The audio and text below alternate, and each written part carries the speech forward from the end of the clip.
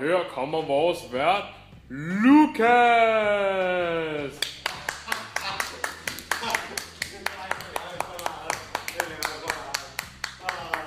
God aften og velkommen til dagens Smart Quiz.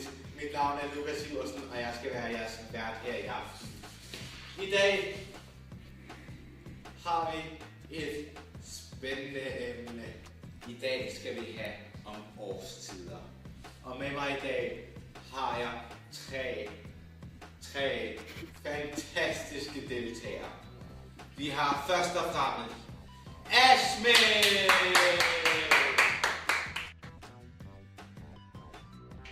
Og som nummer 2, så har vi Marie! Sidst men ikke mindst, vores tredje deltager i dag, Cæsar! Vi skal have pokerface på, for nu skal vi som sagt til spørgsmål nummer 1. Og spørgsmål nummer 1 lyder: hvor mange årstider er der på et år? Og nævn dem, altså hvad hedder det? Der er 4 årstider, og det er vinter, sommer, efterår og forår. Det er, som du kan se på skærmen bag mig, rigtigt! Nu skal vi videre til spørgsmål nummer 2. Og det spørgsmål lyder: hvorfor er det varmere om sommeren, end det er om vinteren? Ja, så Sara, du var sgu hurtigt. Om sommeren der står solen højere på himlen, og den kan stå skævt eller lige på. Når den står lige på, så er det, at strålerne bliver mere koncentreret, og derfor så er det så varmere om sommeren. Om vinteren, der står solen så lavere på himlen, og det er så også derfor, at dagen er kortere. Svaret er rigtigt!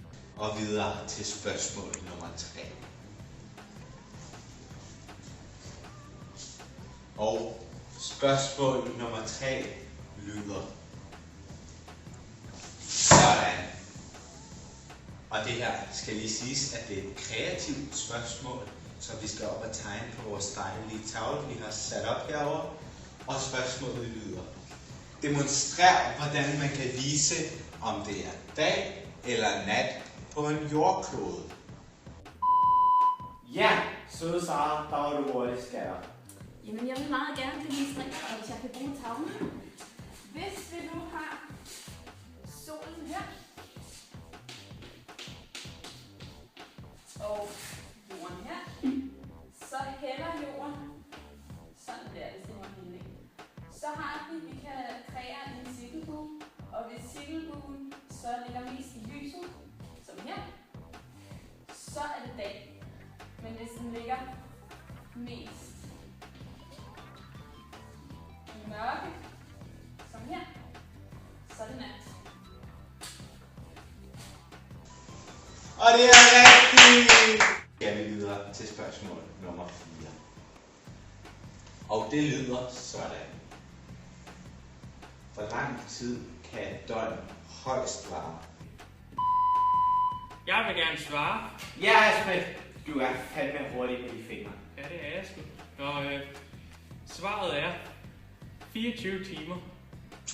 Det er desværre forkert, Asbjørn. Jeg er ked af at sige det, men det er forkert. Du tænker på Danmark, hvor et døgn maks varer 24 timer, men i Polen kan et døgn vare op til 6 måneder. Og spørgsmål nummer 5 lyder således: I skal forklare solværv og jævndøgn. Ja, Asmik, din tur til at svare. Ja, jeg vil gerne svare, og solværv det er den længste og den korteste dag. Den længste dag er den 21.